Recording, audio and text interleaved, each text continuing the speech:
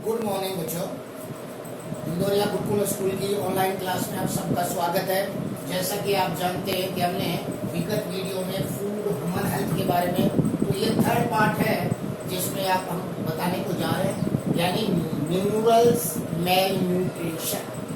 Minerals यानी खनिज, खनिज तत्व हमें क्यों आवश्यक है? खनिज तत्व हमें एक लिटिल यानी बहुत ही सूक्ष्म मात्रा में चाहिए, और हमारी जितनी भी बायोलॉजिकल रिएक्शंस होती हैं, बायोलॉजिकल क्रियाएं होती हैं, विशेषकर न्यूरॉन्स यानी तंत्रिका तंत्र और मसल्स तंत्र में इनका अहम रोल होता है। और कुछ ऐसी चीजें बनती हैं मिनरल्स की वजह से जिनका हमारे मनुष्य शरीर या किसी भी सजीव शरीर के अंदर उनका उपस्थित रहना नितांत आवश्यक है।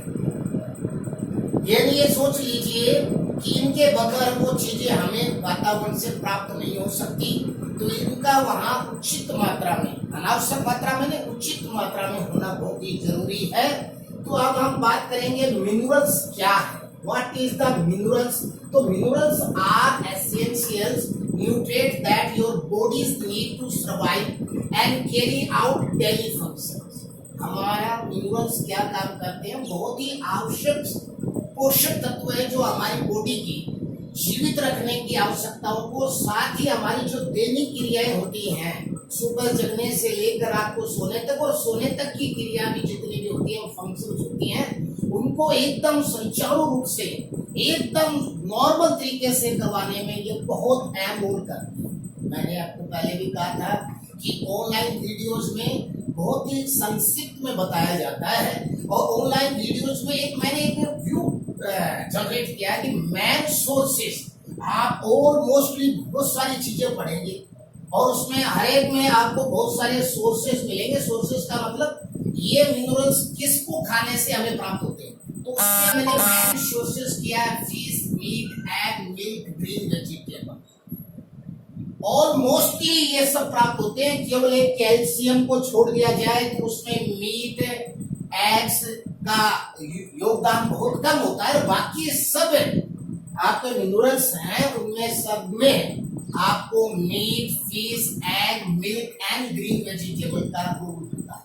ये मुख्य मेन सोर्सेस। यदि कोई बच्चा भूल भी जाता है और उसे पूछा जाए कि मेन सोर्सेस बताइए सोडियम के, तो आप ये तो पक्का लिख दे, यानी fish, meat, egg, milk and green vegetable आपका 100% ये सत्यापित है कि ये चीज तो सोर्सेस 100% सोर्स है।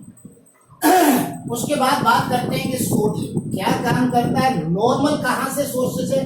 Normal source fish, meat, egg, milk, वही मैंने जो बताया, muscles concentration and neutral charge transmission and electrolytic of bodies balancing the body। मांसपेशी संकुचन, तंत्र के आवेग संचरण और शरीर की विद्युत अपघटनीय क्रियाएं और संतुलन बनाने का काम करते। कहने का मतलब है कि मसल्स जब चलती हैं तो उनमें क्या होता है, कभी पॉजिटिव कभी माइनस, कभी positive minus, positive minus, plus minus, plus minus, ऐसे व्यू चलता है।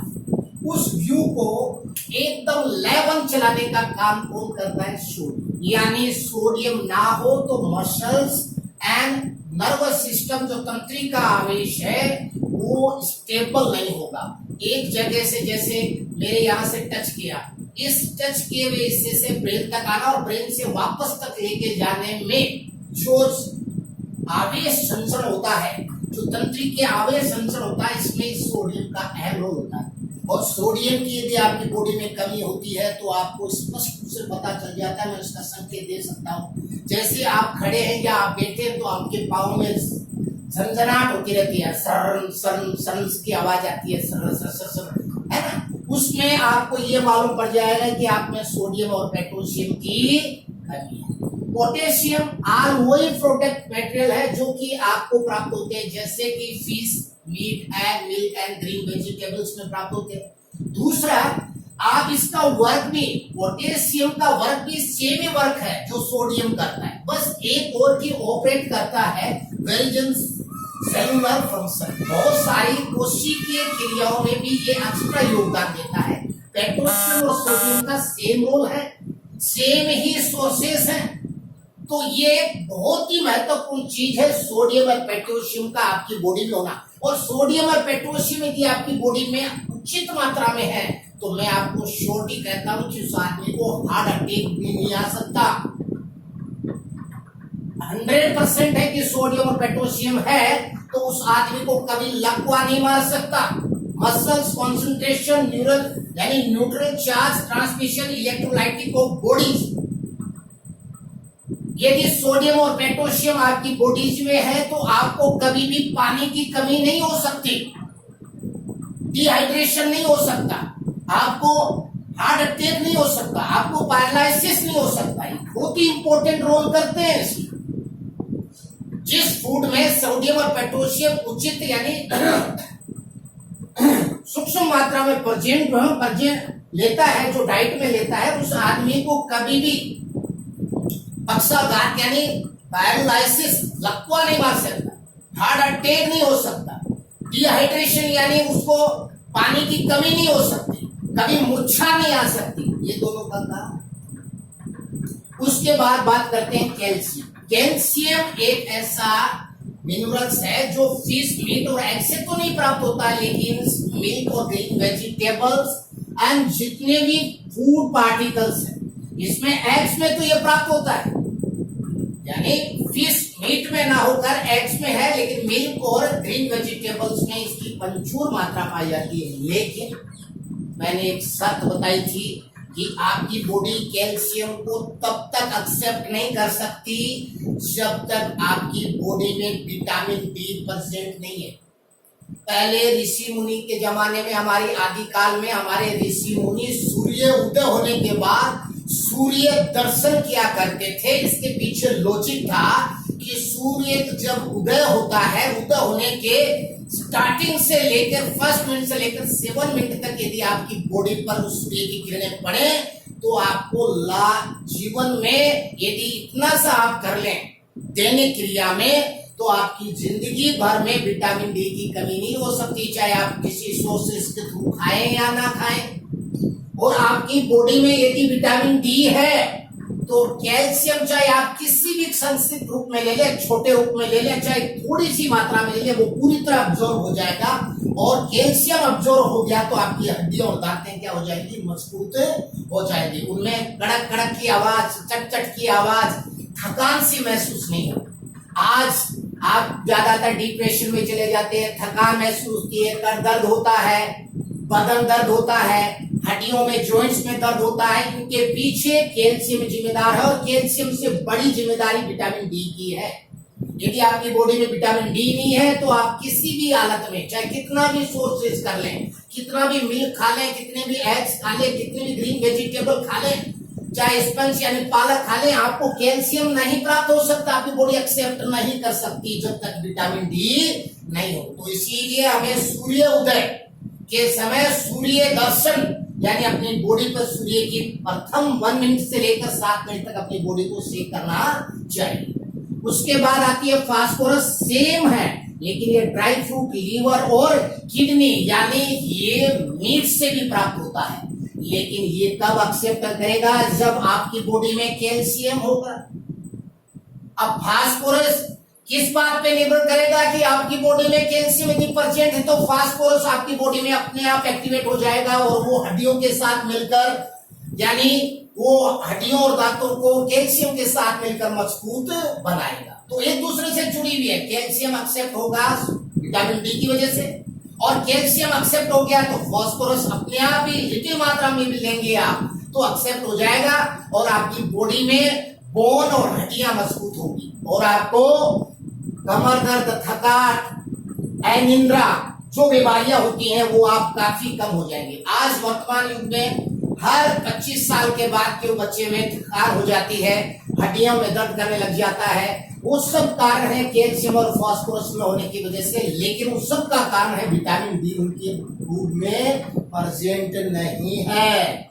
उसके बाद आयरन एलिमेंट्स की बात करें, बहुत ही इंपॉर्टेंट चीज है और संसार की ये मान लीजिए कि इंडिया की तो लगभग 60 से 65 लेडीज इस की कमी से, आयरन की कमी से, एनीमिया से ग्रस्त है, और लगभग 75 जो चाइल्ड होते हैं वो इस बीमारी से ग्रस्त हैं। और ये सोर्स से प्राप्त होता है आयरन मिल्क से, मीट से, एग से एंड ब्लड से, और कैरेट्स और जेली से, इनसे प्राप्त होता है। क्या काम करता है? Production of haemoglobin with mix by blood and oxidation of tissue, यानी जो टिश्यू है, जो ऊतक है, कोशिकाओं का ऐसा समूह जो संरचना और कार्य में एक समान हो, वो टिश्यू ऑक्सीडेशन का काम करता है, ऑक्सीडेशन का काम भी करती है, और रक्त में हीमोग्लोबिन बनाता है। वही हीमोग्लोबिन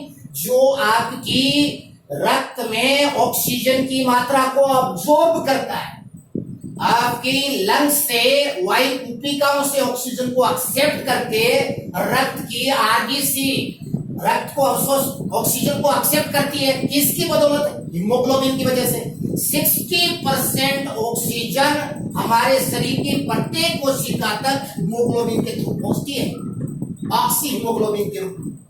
और ये हीमोग्लोबिन नहीं होगा तो ऑक्सीजन आपकी प्रत्येक कोशिका तक नहीं पहुंचेगी, और ऑक्सीजन नहीं पहुंचेगी तो आपने जो फूड ग्रहण किया था, एक्सेप्ट किया था, वो फूड में जो ग्लूकोज बना था, उस ग्लूकोज का ऑक्सीडेशन यानी कि जलेगा नहीं आपके माइटोकॉन्ड्रिया में, और ऑक्सीडेशन नहीं होगा तो आपको एनर्जी नहीं प्राप्त होगी एटीपी के रूप में। तो आपको एटीपी के रूप में एनर्जी प्राप्त करने के लिए नितांत आवश्यक है कि आपकी ब्लड में हीमोग्लोबिन की मात्रा सुचारू रूप से रहे, और वो 100 मिलीग्राम ब्लड में 13 मिलीग्राम यानी कि इसकी क्वांटिटी अच्छी बेस्ट मानी जाती है।